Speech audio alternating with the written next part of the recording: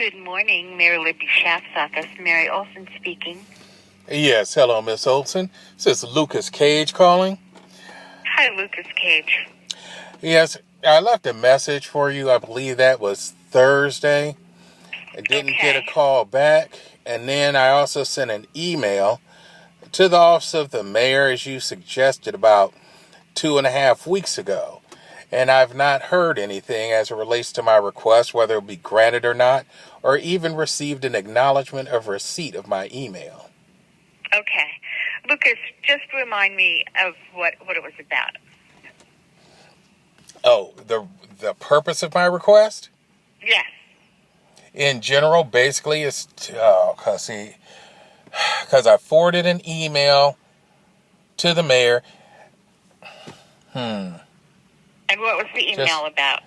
In general, it's a lack of response from individuals within her department. That's basically what it's coming from the top of my head, because I haven't looked at the email in probably a month, because I basically just forwarded to your office. So you can see what it's about if you access those emails that were sent to the office of the mayor and search my email address, which is lucascage2011@gmail.com, then that will basically explain it. But then what I would need to explain At San Antonio Park, Colby Park, and Independence Park. And it took us all day to prepare for them, and then they went from 6 to 8:30. And during the day we were doing preparation, and anyway, long and short of it, everybody here was working on them, and we were all just exhausted. So I didn't come into the office in the morning and the afternoon like I normally do, because under the program that I was hired under, I can only work 20 hours a week. So I spent my 20 hours at these town halls. Normally, all I do is answer emails, but last week and the week before were crazy. Okay. Well, So normally we do get back to people right away. A lot of city council members don't, but I'm sitting here from 9 o'clock to 1:30 every day, and I answer phone calls and emails. And I apologize for our not getting back to you right away. okay, because like I said, it's not even so much as right away. I allowed a 2-week window. So, yes, okay. I apologize. yeah, okay. Well, when might I expect a response? Well, I'm looking at one email that you sent right now on Monday, August 15th, asking for a meeting with the mayor. Well, that was the follow-up that I sent yesterday. So I was saying it's a follow-up. I didn't get it. All right. I'm looking at the original one. There we go. And now I'm looking at the one where you're saying the police department took 2 months to tell you that your request for information should never have been sent to internal affairs. Now, what's the date on that one? You want to talk about the encampment management plan? Yes, there we go. Okay.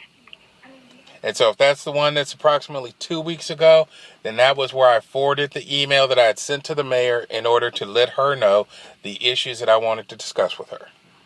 Okay. And where do you live? You say you'll fly here.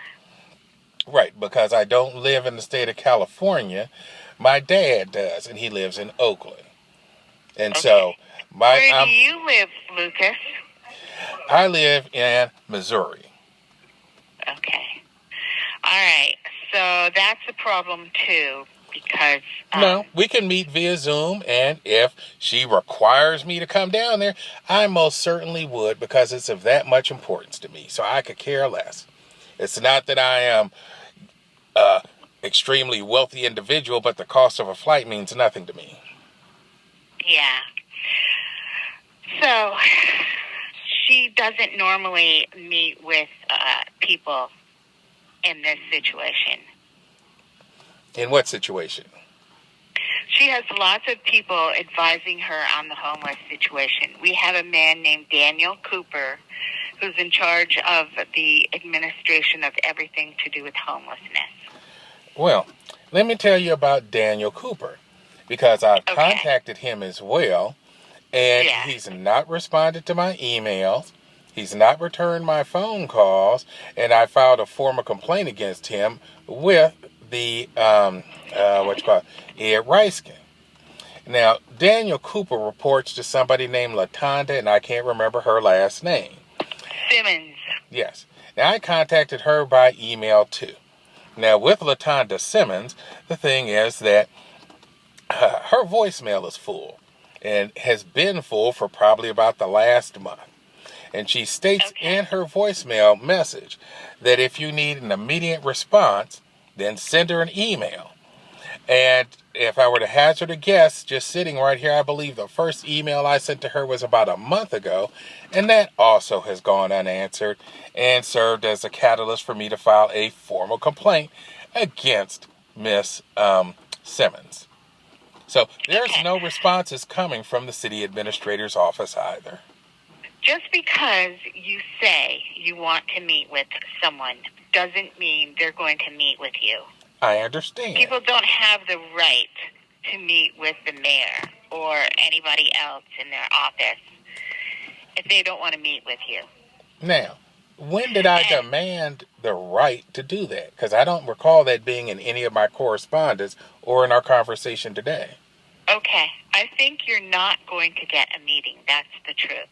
Then they should why not email me back and then tell me that? Well, that is a good point. Right, because I didn't say I demand anything. I just asked to meet with her, and if you look at the email I sent yesterday, I said you didn't acknowledge it, nor did you tell me whether or not I would be granted such a meeting. And then I didn't, one more thing, if you will, because I didn't demand to meet with Mr. Cooper or Miss Simmons either. I posed questions to them, and they ignored me. Okay. Well, that's not uncommon. If they were to spend their time answering emails from people, that's all they would accomplish in their day. Okay, now this is actually surprising to me, because then that means they're effectively ignoring the residents of the city of Oakland.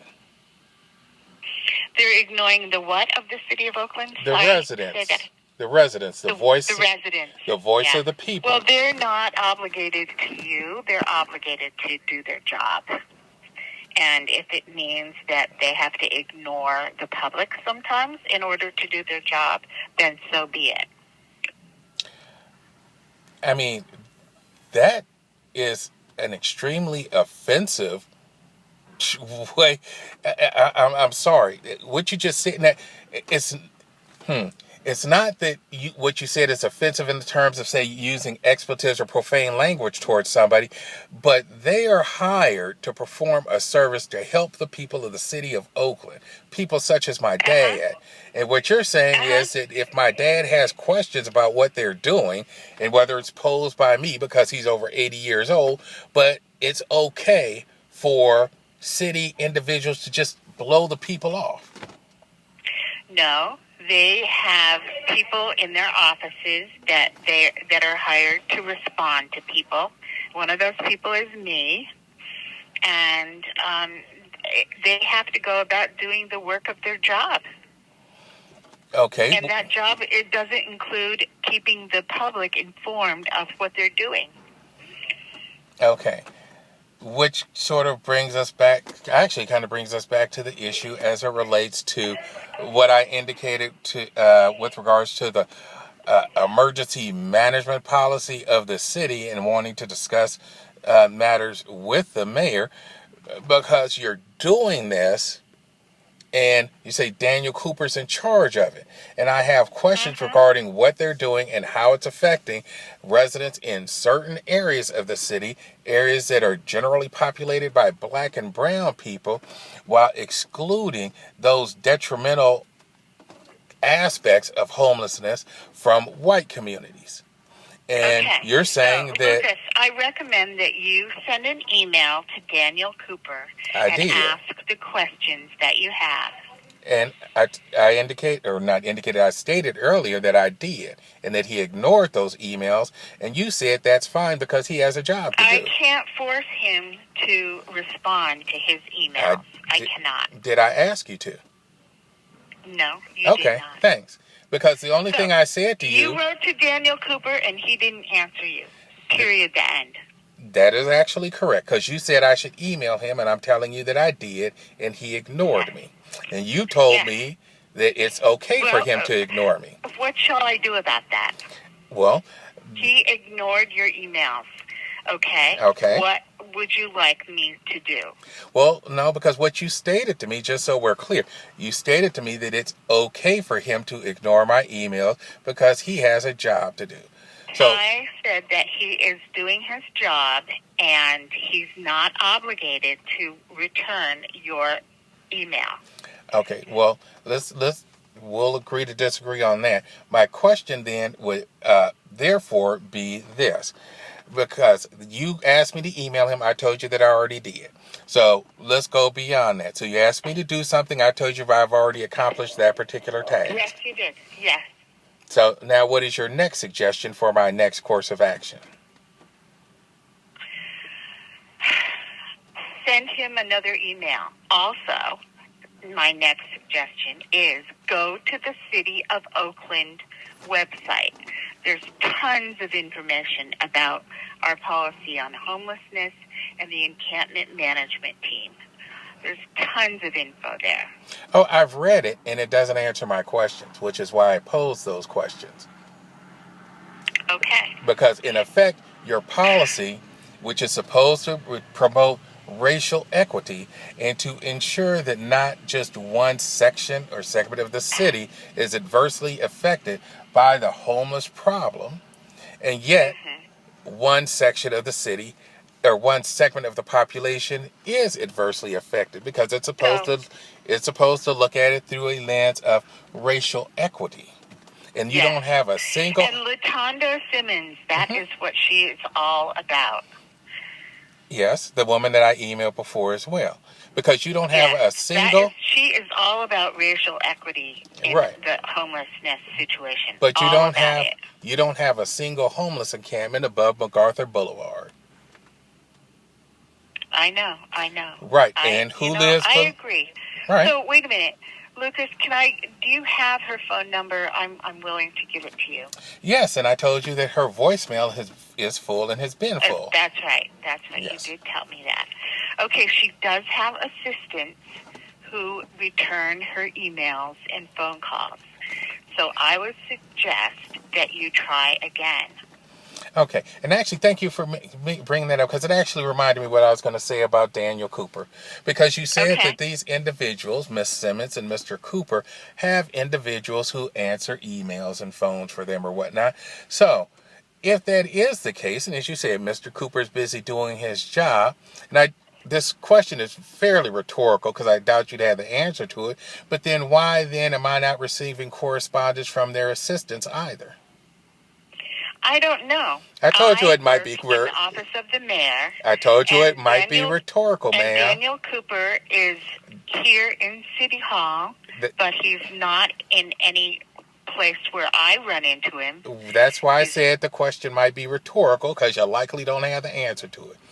I just posed it anyway. That's right. Yeah, so if they do have assistants, then you should be aware that the assistants aren't answering emails either.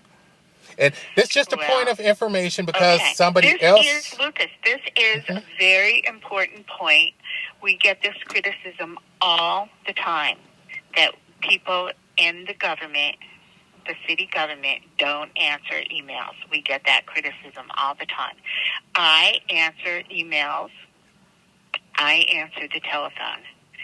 And I know what I do and what we do here, but I'm not responsible for other people not answering their emails or their telephone call. Nor am I holding you to that level of responsibility. I was just pointing out that they don't, because you were suggesting I contact people who don't respond. And then again... Well, I would say that if you bug them enough, they'll probably get back to you. Okay. Now, as you do, like I said, as you do answer questions with regards to meetings with the mayor, then, I will just look forward to having my email address. If I am granted a meeting, that's fine. It could be in person. It could be over Zoom. I don't care. I will make the necessary arrangements. If I'm denied such a meeting, so be it. That will just be the way it is. But I would definitely like a response. Okay. All right. No. Okay. You shall get one. No. Okay. Thank you very much for your time today, Miss Olson. Okay, Lucas. All right. You have a good day. And I hope your dad's okay. Oh, no. He's fine for the time being. Just the thing is, just kind of put a point on it. And then, like I said, he's over 80. He's not, I wouldn't even want him to spend time trying to deal with this, because the rest of his life needs to be spent avoiding problems, irritation. Anything that bothers him is going to bother me instead, and then I will deal with it. And the fact that there are homeless people living near where he lives, and then you also have a senior center that's in the same facility, because he knows people over there as well. So it's the same way I look at it, that is, the same way that you would not have a homeless encampment somewhere near an elementary school because of the danger that it would pose to children. It should be nowhere near a senior, or even, more importantly, a senior center, because they're just as vulnerable as those elementary school children. Yet some jackanate in city government thinks that it's okay to do that. And I need to make sure they understand, no, it isn't. So that's pretty much why I've started doing what I'm doing. I'm not going to give you his specific street address, but the homeless encampment is somewhere near, because there's an underpass under the freeway near, I'll just give you the senior center, because that's like closest.